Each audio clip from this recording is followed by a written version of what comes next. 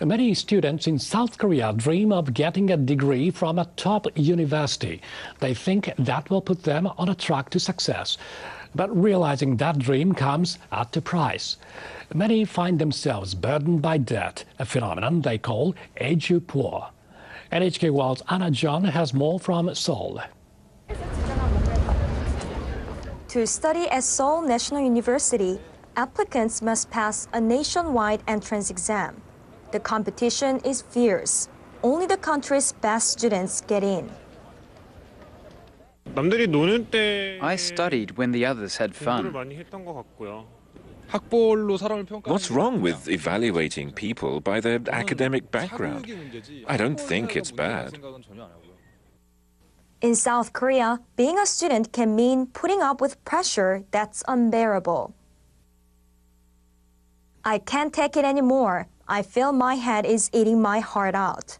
This is what a young high school student wrote last month before jumping to his death from a rooftop.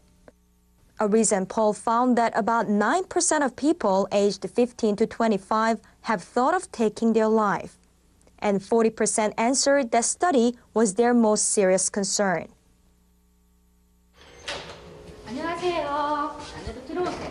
The family who lives here is among what is called the edu-poor. They are weighed down by high education costs. Some spend more on education than they can afford. This woman spends 40% of the household income educating her 2 children. Her daughter takes evening classes with a tutor. To pay for these lessons, the mother had to take up a part-time job.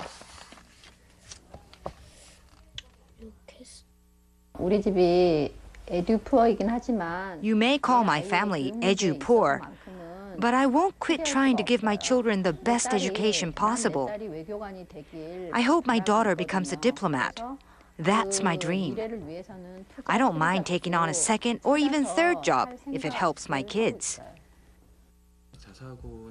The Korean scholastic struggle continues, but a new trend may remedy the situation. During our period of industrialization, we needed practical knowledge. But now, we have to develop an education system that fosters independent thinking and creativity. This is a challenge not only for Korea, but for the entire world. Students of the new Hana Academy Seoul may become the kind of employee. This high school is taking new approach by offering lessons aimed at enhancing students' ability to think creatively and independently. Students take responsibility for drawing up their own timetable and choosing their courses. They can also do advanced research. Here, students need to be academically curious and do their own research. We teachers and staff members just support them. Students have to think critically and express their opinion. Also, they learn to work together, assume a leadership role, and brush up their communication skills. I want to be a medical doctor. I do want to study a variety of subjects at school to get closer to achieving my goal. Many graduates use their knowledge-based education to land spots in the top 3 universities. More South Koreans now think that young people need skills to help the country merge into global society. That would involve studying for the sake of knowledge, not passing entrance exams. Anna Jung, NHK World, Seoul.